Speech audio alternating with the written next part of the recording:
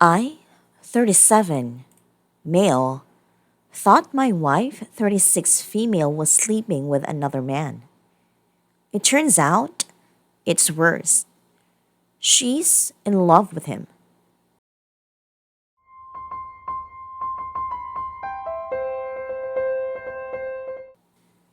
There's 19 years of convoluted history between my wife and me.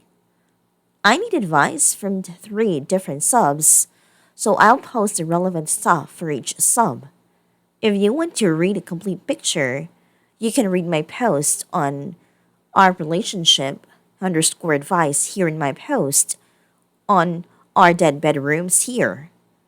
The post and the sub is for asking advice and dealing with my wife multiple infidelities, so here it goes. Background for context. We've been married for almost 11 years now. 19 years together, met in college and started dating. Great relationship for 8 years, and then decided to get married. After 3 years married, she had a one night stand with the son of her boss. She came home the next day telling me the son must have drugged her or something because she doesn't remember what happened. She was clubbing with her friends. The guy arrived to the club. They started chatting, and the next thing she knows, she woke up on his house. To this day, she says not sure if they had sex or not. But she didn't want to take any kind of legal or medical actions. I forgave her. She quit her job, and we were okay. So 1 year later, we had our first son, now 7. 3 years later, she attended her best friend's brother's wedding in LA, USA. She slept with some random dude she met on the wedding. She came back to Mexico and told me all about it because she didn't use protection and needed to get tested. All clear, TG. I forgave her. We did couples therapy for 8 months. She told me she was sorry, but she was so stressed out with a baby and I never helped.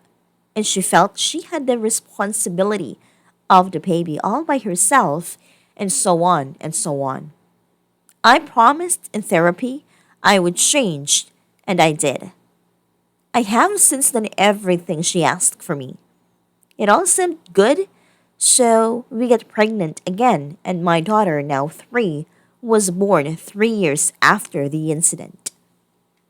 Since December 2018, I started to get the feeling that she was cheating again. This time with her male best friend. More about him later. So I started checking her phone, and there were some glimpses of strange messages I could see, but most of the time, her conversations with her male and female best friend were deleted. I was very suspicious, so I started checking her phone's GPS, and on February 2019, there it was. Her phone was at her male's best friend apartment when she was supposed to be clubbing with her female best friend. I confronted her about this, and she promised there was nothing going on between them, and she just didn't tell me she was going to be with him because since the thing in LA, I had gotten extremely jealous, and she didn't want to upset me. I had no more proof, so I had to believe her. She promised she would cut all contact with this guy, and for a time, I believed it. In a nutshell, I have had to forgive her 3 slips. One, where she says she doesn't remember, one, she admitted, and one she denied. For me, it has been 3 times I have had to do work and forgive infidelity in my heart. About this guy, I'm gonna call him C. C was my wife's best friend from college. She is a year younger, so even though we went to the same college, we weren't in the same classes. And she was with this guy. She always told me he was her best friend and nothing more. I always thought C loved S, my wife, but S loved me. My suspicion grew stronger when she refused to go to our wedding with some lame excuse. I told my wife that he was in love with her and couldn't handle watching her getting married to me. She told me I was crazy and this lame excuse was valid, and that even if he was in love with her, she was in love with me. After our wedding, he went to another city to get a master's degree, and we stayed in our hometown, so he was out of our lives for many years. He came back to our hometown more or less by the time my daughter was born, and S started seeing him regularly and getting coffees with him and going places with him because, after all, he was her best friend. This happened until the night I told you about before. That brings us today. For a reason I won't describe here to not make this post even longer than it already is. I knew my wife and her female best friend were going to talk about C the other night. So against my better judgment, because I knew I could hear something more than what I expected, I placed a voice recorder on my wife's car. I thought I only needed confirmation that they had slept together, that knowing that would give me closure. And I also was hoping for some confirmation that she wasn't seeing him anymore. Instead of that, I got to hear this. I fell. I made the ultimate sacrifice of my life when me asked me to stop seeing him C because I missed him so much. I'm genuinely in love with him. I love him with all my heart and soul. If you ask me who I want to be with right now, it's with him, but he does not want to be with me. He wants to be with his GF. So in my genuine love for him, I let him be with her because I know how much it hurts not to be with a person you love.